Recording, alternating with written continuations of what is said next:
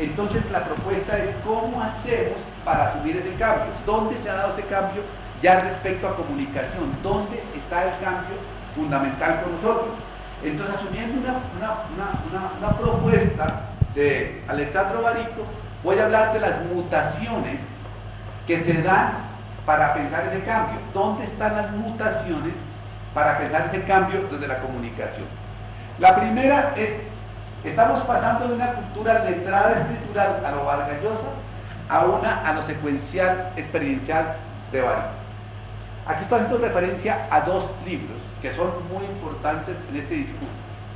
El de Vargas Llosa se llama La civilización del espectáculo, donde él dice que todo mal, todo mal, todo mal. O sea, que ustedes, los jóvenes, no saben leer, no saben escribir, no saben pensar, tienen sexo light, tienen literatura light, tienen fútbol light, ustedes andan perdidos del mundo. Ustedes no quieren preocuparse por los temas serios y que fundamentalmente se les olvidó leer y escribir, no saben ni escribir ni leer, y que por eso el mundo anda re mal. Llega a decir Vargas Llosa que lo que pasa es que los jóvenes de hoy piensan como los monos, porque piensan en palabras cortas y no son capaces de escribir largo.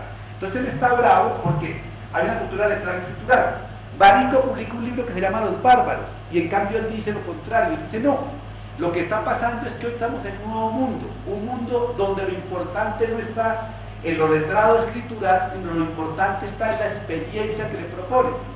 Entonces, por ejemplo, ustedes están aquí no porque vengan, porque les parezca muy importante lo que yo les diga, sino porque es la experiencia que les pueden proponer para esto, de estar en una cátedra, de sacar una buena nota, de pronto de que van a aprender algo, de pronto eso. Entonces, la próxima vez que viene González de México, uno les tiene que decir a ustedes, vengan, pero no vengan solamente por la lista que les dijo a nuestro esposo, sino por qué experiencia. Pues por la experiencia de que González de México es uno de los teóricos más innovadores que ha pensado el mundo, y su primera teoría fue sobre el guacarrock. Fue un tipo que estudió el rock mexicano en forma circense para ver cómo se construía desde ahí culturas, y desde las culturas del guacarrock ha evolucionado las culturas del ciberactivismo. Entonces ustedes dicen, ay, de pronto puede estar chévere. Entonces, es la experiencia que le propongan. La segunda cosa por la que tiene que venir a ver a Jorge González es porque tiene muy buen humor. Y la tercera para chicas porque es muy bonito. Entonces ustedes digan, entonces si uno le propone eso, ustedes dicen, oiga, sí vale la pena. Voy a comprobar si es muy bonito como dice Obra. Entonces la experiencia es, nosotros pensamos que ustedes tienen que tener cultura letrada escritural, pero como sabemos que no, nos toca proponerles una experiencia para que en esa experiencia ustedes puedan venir a ver. Entonces hoy no, nadie quiere leer un libro por leer un libro, sino ¿por qué experiencia me da? Entonces dice, William Asesinos de Soledad García Márquez, ¿por qué? Pues porque ese man tiene mucha imaginación. Entonces, ¿qué experiencia me proponen? Es lo que cada cual está buscando. La segunda es, obviamente, que ya no consumimos contenidos ni moralidades, sino rituales. ¿Y eso qué quiere decir? Que uno asiste a cosas o va a elementos de la cultura solamente por el ritual que le proponen. O sea, uno va por los contenidos, uno no le dice a la gente, vaya a la película. Ir al cine, ¿por qué es bueno ir al cine? Porque ir al cine es un ritual. Lo bonito del cine es el ritual. El hijo de mi novia, por ejemplo, es espectacular. Él compra las crispetas, también se dice crispetas acá, las palomitas de maíz, el popcorn, las compra y no lo dejan comer ni un granito hasta que no comience la película. Uno tiene que andar con la paquete así. Todo eso. Hay los primios y no puede comer. Hay los avances, no puede comer. Cuando ya sale la película, dice, ahora sí podemos comer crispetas. O sea, porque él tiene concreto el ritual. Entonces, uno asiste más a rituales, ir a clase. A eso que están viendo ustedes acá. Esta conferencia es un ritual. Ustedes van a una conferencia y dicen, el ritual de la conferencia es que alguien presenta, y un señor habla, una señora habla, y parece algo inteligente, y al final uno se va feliz. Mejor si al final le dan una buena nota o alguna cosa por el estilo. Entonces, el ritual es lo importante. Entonces, en televisión, en radio, en prensa, en YouTube, el ritual es más importante que el contenido. Ninguno de ustedes entra a YouTube para ver un contenido, sino que entran a ver a Germán. Hola, me llamo Germán, hola, soy Germán, porque se quieren reír, ¿ve? Por el ritual de la risa. Si entran a ver una conferencia de TED, es porque por tú dices, uy, quiero aprender algo de la conferencia de TED. Si entran a mirar a Gangnam Style, lo que quieren es ver porque es el video más visto del mundo. O sea, uno entra a las pantallas, a los medios en función de un ritual y no en función del contenido. Entonces eso también cambió, y también cambió la función de los rituales. Entonces tiene que uno comenzar a entender por ese lado la cosa. De una sociedad de distribución a una de reinvención de la escritura oral visual. Esto para nosotros es muy importante a nivel teórico. Cuando Gutenberg se inventó la tipografía, ¿qué fue lo que hizo Gutenberg? Que Gutenberg se inventó una manera de distribución masiva de la información. Lo que aprendió Gutenberg en ese punto fue que a partir de ese momento un libro podría ir para muchísima más gente.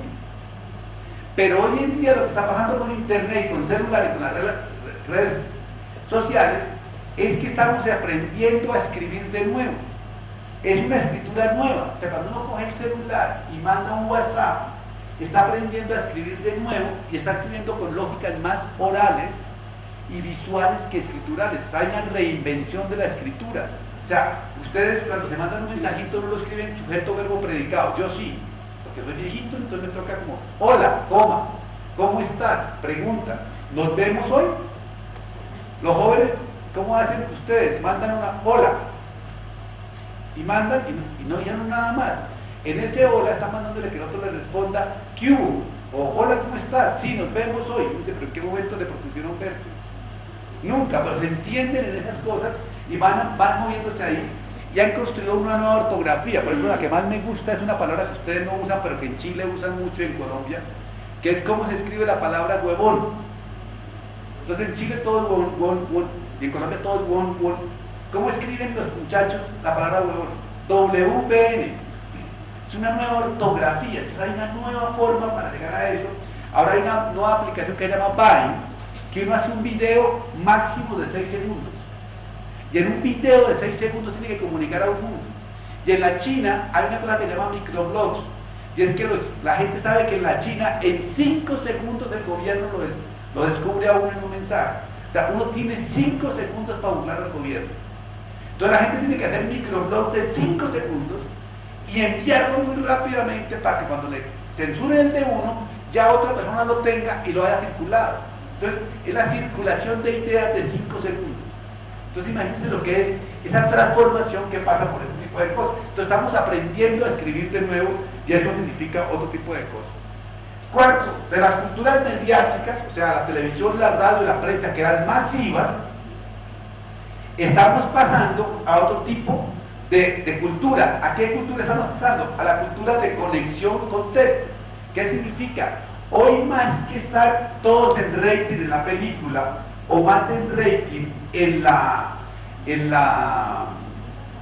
televisión, hoy importa estar más conectados a cada uno. Entonces cuando uno ve que, hola, soy Germán, tiene 20 millones de vistas, uno se hace parte de la conexión de eso. Pero el mayor descubrimiento chévere que le pasa a uno es descubrir un video y mandárselo a un amigo, es descubrir una nota buena y mandársela a un amigo. O sea, uno lo que quiere estar es conectado.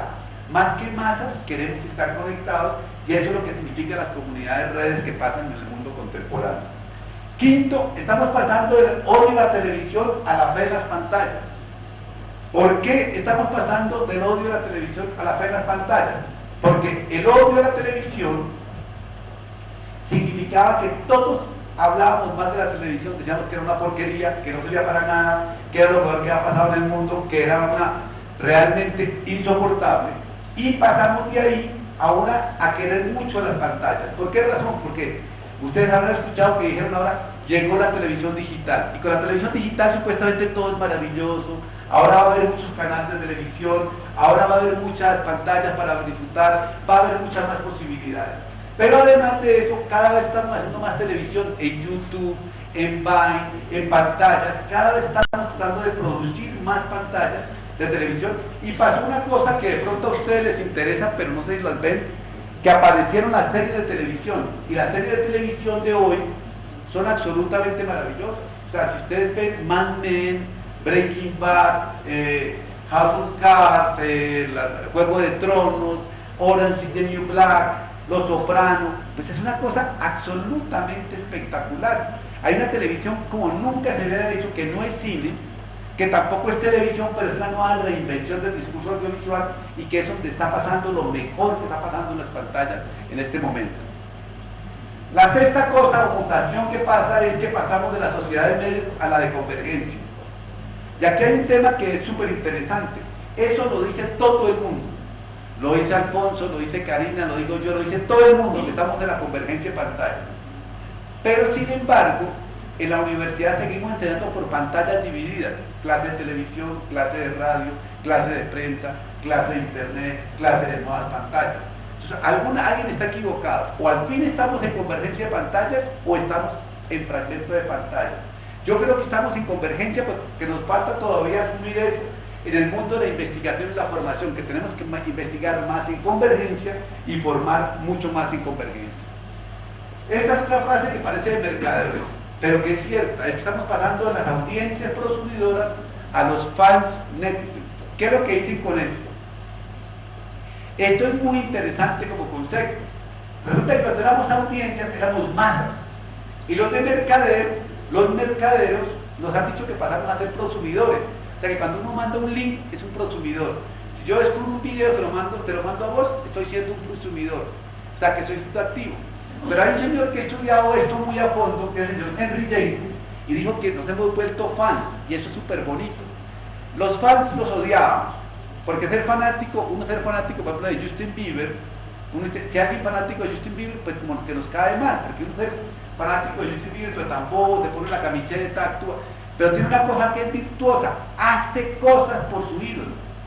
Un fanático entra al Facebook, comenta, un fanático sube videos, un fanático manda comentarios, un fanático se pone la camiseta, un fanático va frente al hotel y dice te amo, Justin. O sea, es un tipo o una tipa que es activista. Hoy en comunicación lo que queremos tener es fans, gente que nos siga o que siga los medios de comunicación o los periodistas fanáticamente y quiera participar por eso. Obviamente sería mejor por la segunda palabra, que sean fanáticos y a la vez ciudadanos en las redes, que quieran participar de la democracia, pero que además la quieran ejercer y que por lo menos sean fanáticos de las redes, pero no solamente en el mundo live, no solamente de Justin Bieber, sino también sean fanáticos de la democracia. Sería un poquitico mejor, pero no funciona como es. Octavo, de una cultura de progreso a una integración postcultural. ¿Qué significa esto así rápidamente? Que hoy, para evitar lo más moderno que tenemos, que son las redes, que son las pantallas, que son los celulares inteligentes, debemos recurrir a los saberes más arcaicos. ¿Qué es lo que proponen las nuevas redes? Que hagamos trueque, que construyamos comunidades, que juguemos a los rituales, que seamos coproductores. ¿Y quiénes son los que son coproductores comunitarios de trueque, de rituales? Las comunidades ancestrales. Con lo cual, lo que estamos haciendo es construyendo unas redes de significación clásica. Entonces, para evitar la red, habría que ir a estudiar las comunidades indígenas en su forma de hacer comunidad de trueque, para desde ahí producir una comunidad digital mejor.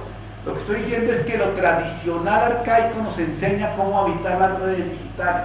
Las redes digitales no son solamente mercado, sino que tienen otras cosas como solidaridad, coproducción, amistad.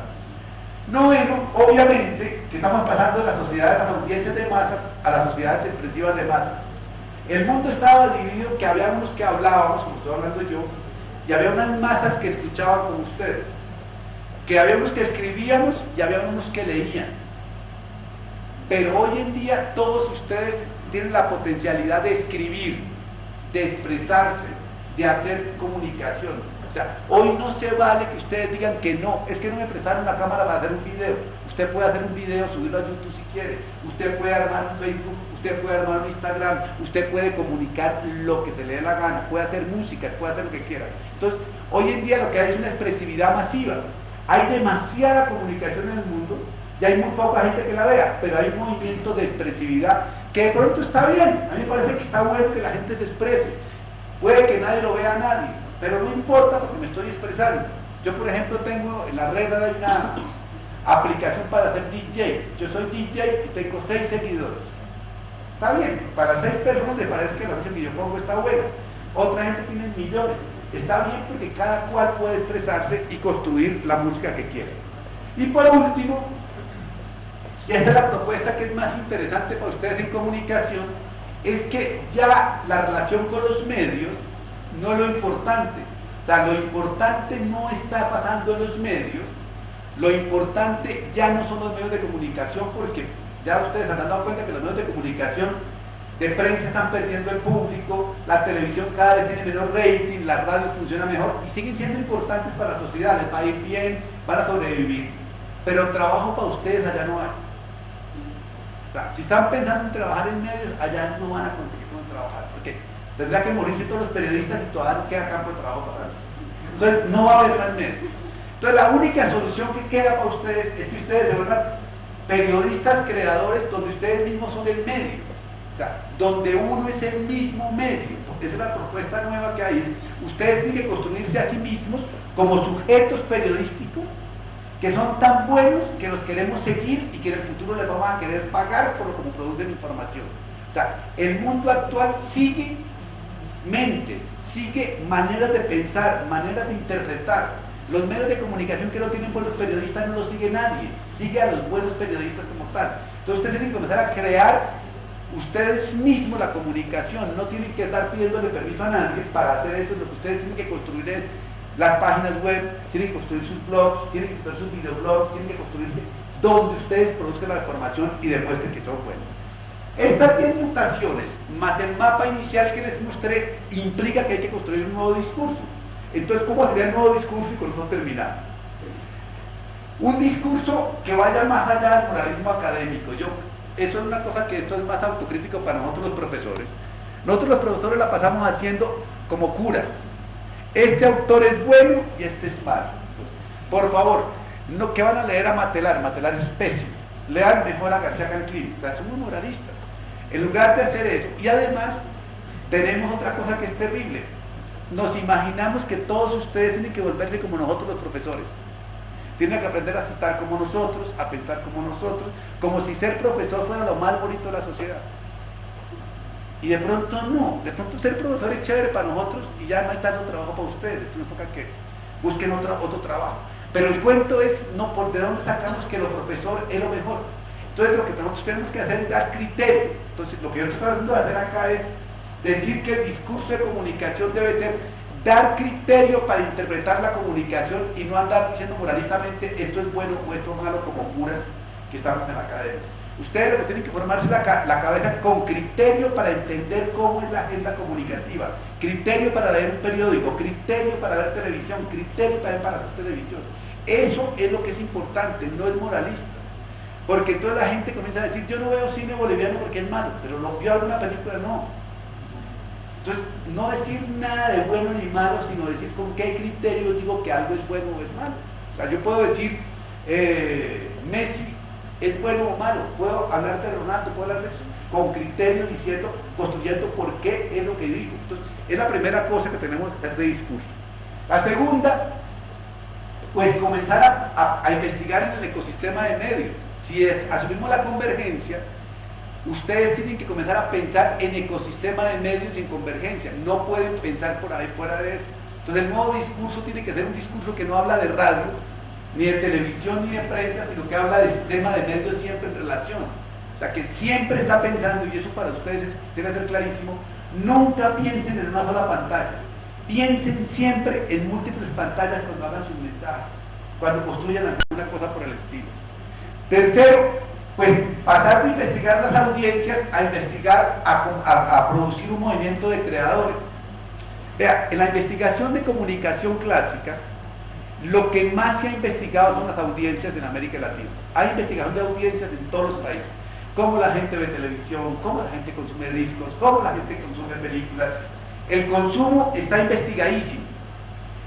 Y ya todos sabemos que la gente consume más o menos inteligentemente, que la gente más o menos es activa, que la gente... Pero eso no sirve para mucho ya.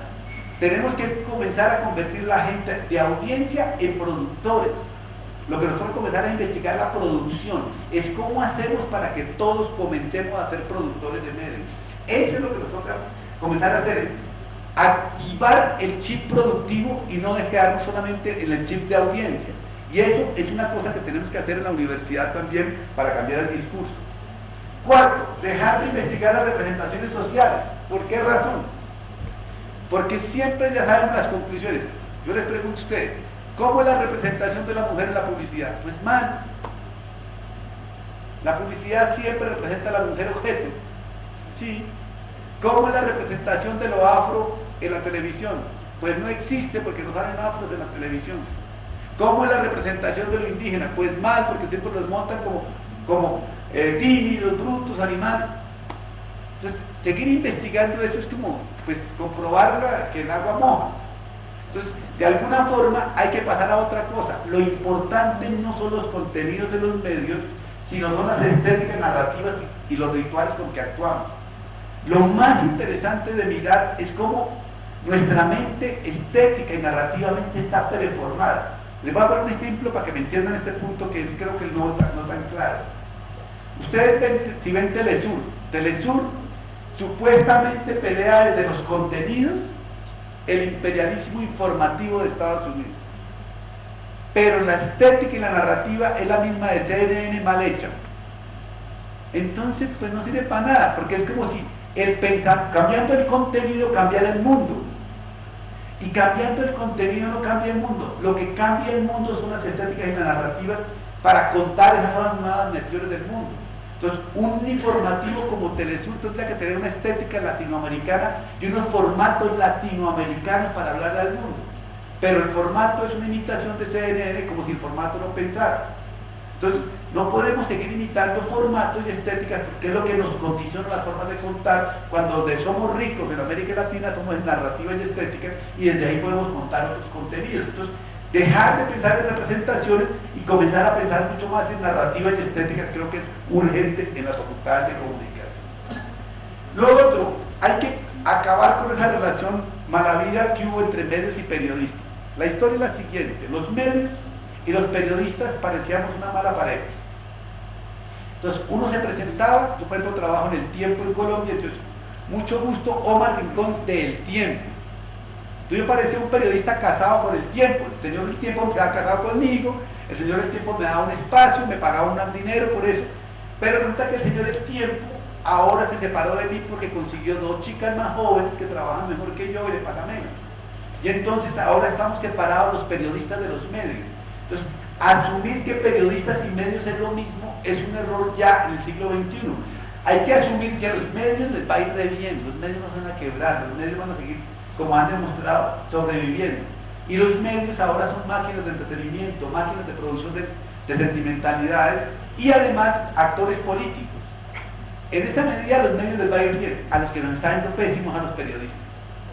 Porque los periodistas ni estamos haciendo buen periodismo, ni estamos informando bien, ni estamos siendo necesarios para la gente. Es más, si hiciera una encuesta con ustedes, ¿qué tan informados están?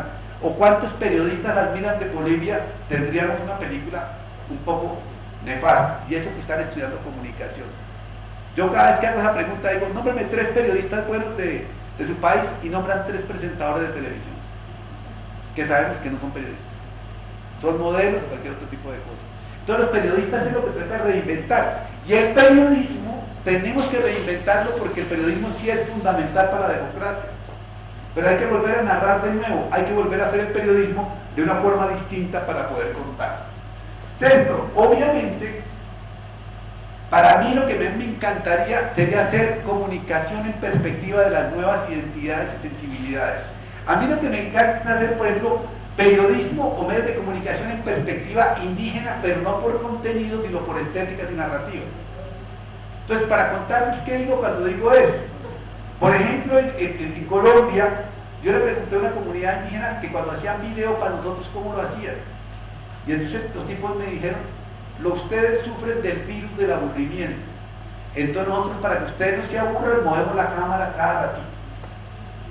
Y cuando hacen televisión para ustedes, ¿cómo decir? Mantenemos la cámara quieta porque lo importante está en lo que se dice y no en mover la cámara. Entonces, por lo menos está preguntando eso. ¿Por dónde va eso? En el campo de lo afro, ¿por qué lo afro siempre tiene que ser sexo y música? ¿Por qué no pueden tener programas de televisión donde desde los alabados del Pacífico puedan construir cosas? Y en lo femenino hay ejemplos muy interesantes. Lucrecia Martel de Argentina en La Ciénaga. Eso es una película hecha en formato femenino, no habla de mujeres, pero está hecha en forma de lo femenino. O la de Claudia Llosa de Mainusa, o La Teta Asustada de Perú, son películas que hacen en forma de lo femenino, donde lo femenino no es hablar de salud, cocina y familia, sino lo femenino consiste en lo estético, referirlo para eso. Entonces me parece que es importante comenzar a explotar las estéticas de que hay una sola manera de contar. Y les voy a contar un cuento con esto que me parece que siempre es interesante. No sé bien si era Vinicio de Moraes, o Chico Huarte, o Caetano Veloso, uno de esos tres señores, no, mentira, uno de los dos, Caetano Veloso o Vinicio de Moraes, no sé cuál. ¿Cuál es más viejo de los dos? Vinicio, entonces tú caes de Vinicio Moraes. Hicieron un documental de Discovery Channel sobre Vinicio de Moraes. Y grabaron y editaron y toda la cosa. Y antes de sacar el programa tenían que firmar el release, o sea, yo firmo autorizando la edición del programa. Y Vinicio de Moraes miró el programa y lo vio y dijo: el que está en ese programa soy yo. Los amigos que están en el programa son mis amigos. Los conciertos que están ahí son los conciertos en que estoy ahí. Los sitios que graban son estos que yo grabé. Pero el programa entero no soy yo, lo que no les firmo el release. Y los de Discovery decían: pero ¿cómo no me van a firmar el release? Está todo.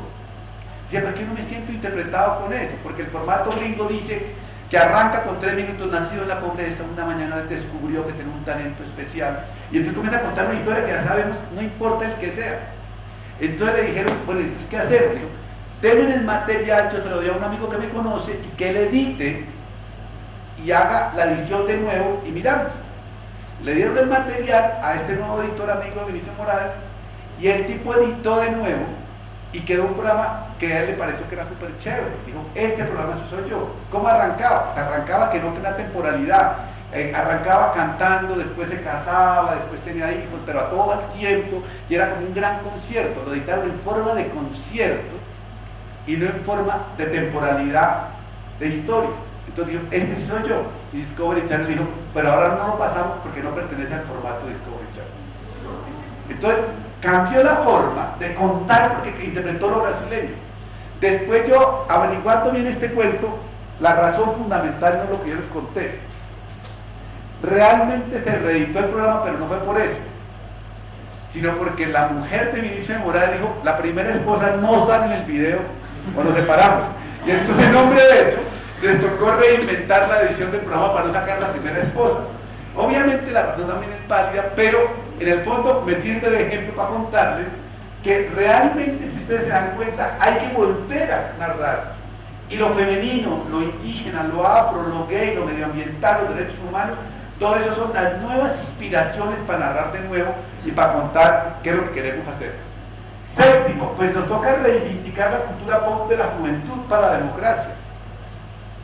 Ya no vamos a poder lograr que ustedes sean más inteligentes que el capital cultural que tienen, lo cual está re bien. Por eso la manifestación del movimiento estudiantil chileno frente a la Casa de la Moneda fue bailando a Michael Jackson frente a la Casa de la Moneda. La protesta no fue abajo, abajo, abajo el modelo educativo, sino era bailando Thriller de Michael Jackson, era la forma de protestar. Porque era retomar el ámbito pop y ponerlo en escena. Por eso el 132 de México fue también un movimiento pop, porque es la puesta en escena de la cultura pop, es el capital cultural que tienen los jóvenes. Lo que toca es reivindicarlo y hacer protesta social y hacer democracia, retomando ese tipo de discurso, si no podemos hacer eso. Y esto lo traigo a cuenta porque en las facultades de comunicación nosotros la pasamos diciéndoles: sean inteligentes. ¿Cómo van a ver la película de tal persona? ¿Por qué no ve la película Ciudadano Kane? Primera película de la clase de cine, Ciudadano Kane, y uno queda ya aburrido de por vida. Y es una de las mejores películas de la historia, pero de pronto toca comenzar por la película Los X-Men y ir bajando la historia de Pi y después bajar la historia de Pi a la otra para que ustedes vayan entendiendo, porque el arranque es por donde ustedes están construidos la cultura pop. Octavo, obviamente tenemos que seguir recuperando el discurso de la ciudadanía de la democracia. Esto para ustedes no les parece importante, pero es fundamental porque es lo que define las sociedades contemporáneas. Si algo está en peligro en las sociedades contemporáneas es la democracia, y si algo está de moda son las ciudadanías. ¿Cómo hacemos para retomar un concepto? Y aquí voy a decir una cosa súper simple: ¿Cómo hacemos para que las ciudadanías se vuelvan comunicativas? ¿Cómo hacemos para producir ciudadanía, si quieres, celebrities? Es otro cuento que tengo aparte. ¿Cómo hacemos para convertir a cada ciudadano en protagonista de las pantallas? Yo creo que los ciudadanos deben tomarse las pantallas masivamente para ser protagonistas, para manejar su ego, para manejar su autoestima, pero para ser parte de esto. O sea, tenemos que inventarle un mejor cuento comunicativamente a la ciudadanía y a la democracia, casi que para decirlo, volverlas sexys. Tenemos que volver sexy las ciudadanías y sexy las democracias, si no, no van a venderse. En eso, el alcalde de Berlín, siempre me encanta la frase que decía de Berlín: Berlín es pobre pero sexy. Y eso es lo que tenemos que hacer con esto. Nosotros siempre que ponemos el tema ciudadanía, ya los estudiantes ponen cara amargada, dicen, uy, ciudadanía, democracia. Entonces no hemos sabido vender esos conceptos que son fundamentales para lo que queremos construir. Noveno, obviamente, llego al punto al que no me voy a demorar mucho, pero tenemos que volver a asumir lo popular. En las facultades de comunicación, en el discurso de la comunicación, lo popular no lo estamos asumiendo en su densidad y en lo que construye. Lo popular tiene hoy en día una cosa que es súper interesante, que la industria cultural sí retoma. La industria cultural se toma en serio lo popular, mientras que el discurso universitario no se está tomando en serio lo popular. Y lo popular es lo que, aquello que sirve de pegamento. No tengo todo el tiempo del mundo para dedicarme a eso. Pero hoy, ¿qué es lo que significa? Que son una estética, una manera de gozar, una manera de entretenerse, que cuando uno entra a la televisión pública desaparece, que cuando uno entra a los discursos nacionales desaparece, y que debemos siempre pensar que desde lo popular podemos llegar a construir alguna cosa mejor para eso. Entonces, ¿cuál es la propuesta que nosotros terminamos? Yo propongo que hagamos una cultura popular bastardizada, que asumamos que somos unos bastardos culturalmente, que evitemos las purezas, que somos hijos de muchas culturas y que todas las culturas nos sirven de referencia, que no tenemos una cultura virtuosa pura, sino que somos hijos de muchos padres, pero una sola madre, que es la cultura propia. Entonces, somos hijos del mundo globalizado para los negocios, sí, o sea, capitalismo financiero, así queramos resistirlos, existe. El ejemplo de Argentina ya es una cosa evidente. ¿Tenemos una cultura poco mundializada? Sí, existe, es la gringa.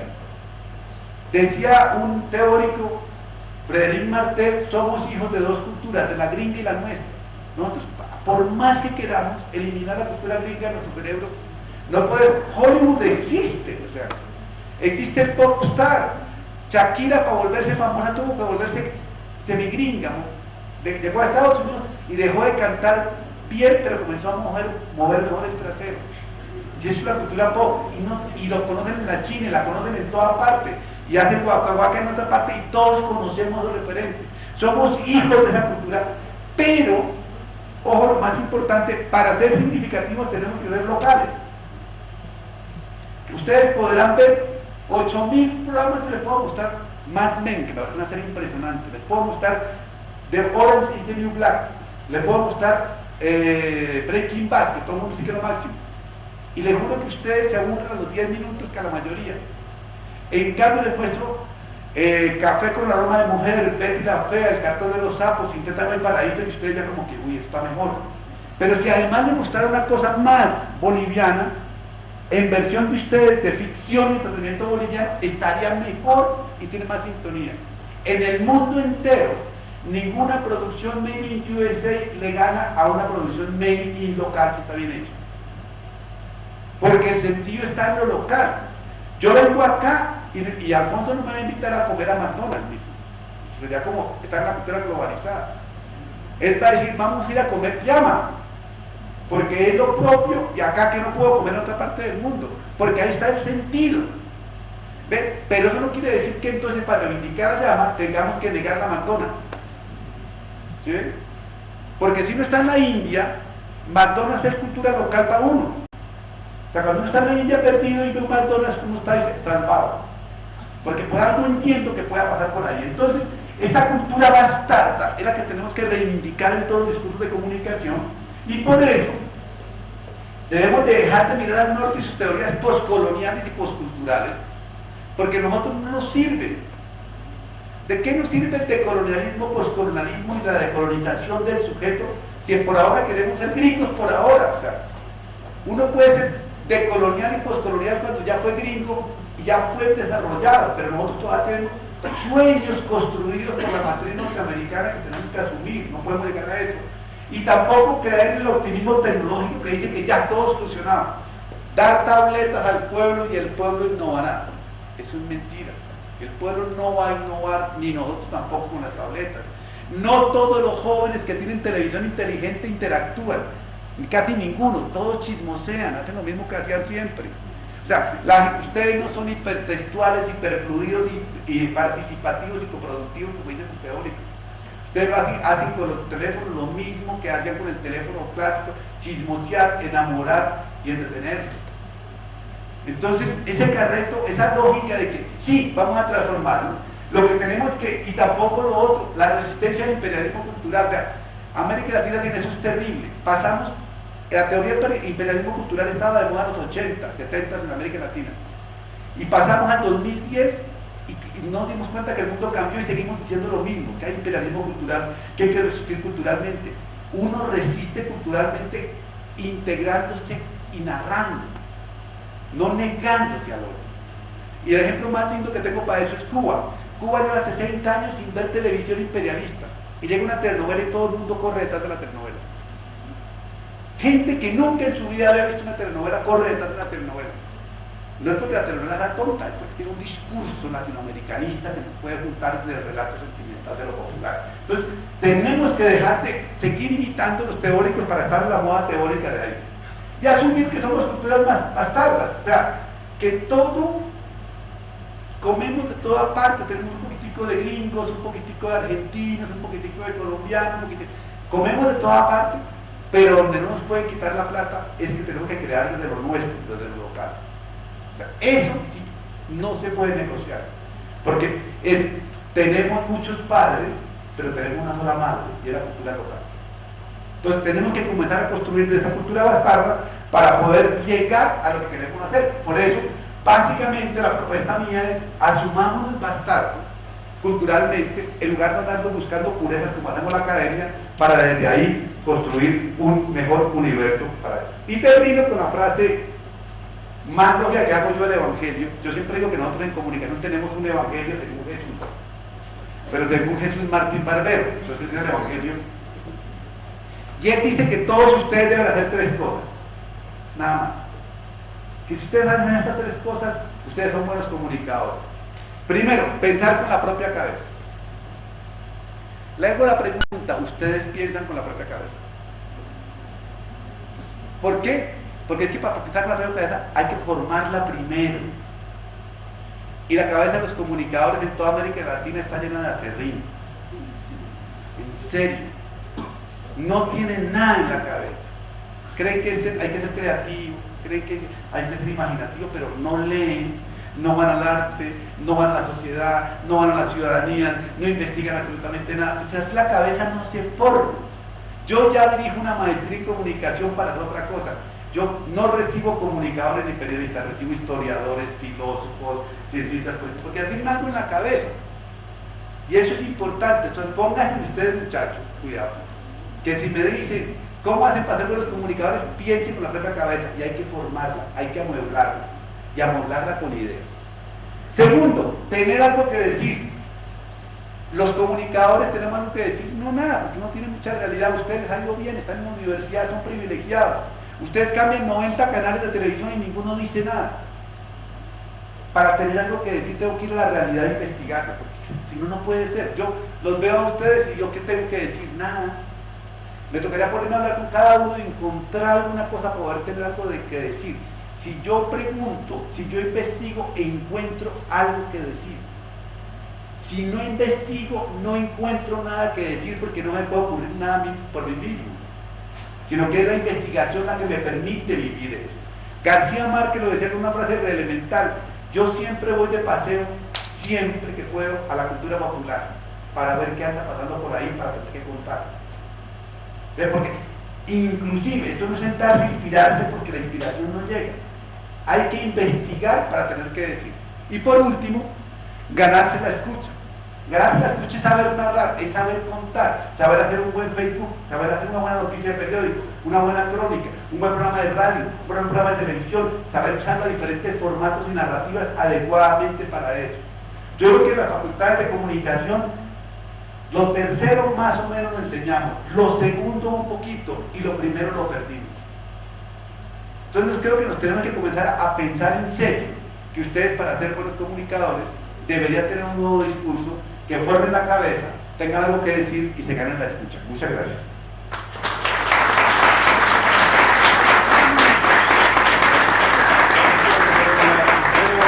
Pasamos a la siguiente preguntas para el destacado doctor. Por favor, puede levantar la mano, son solo 5 minutos porque después tenemos que pasar a la cinemateca, a la sala 2 a pasar el video. Por favor, preguntas.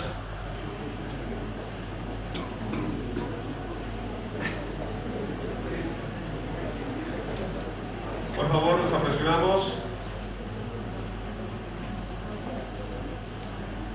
Si quiere preguntar, si no es obligatorio. Allá atrás hay una niña que quiere preguntar. Pues que agradece. Respecto a uno de los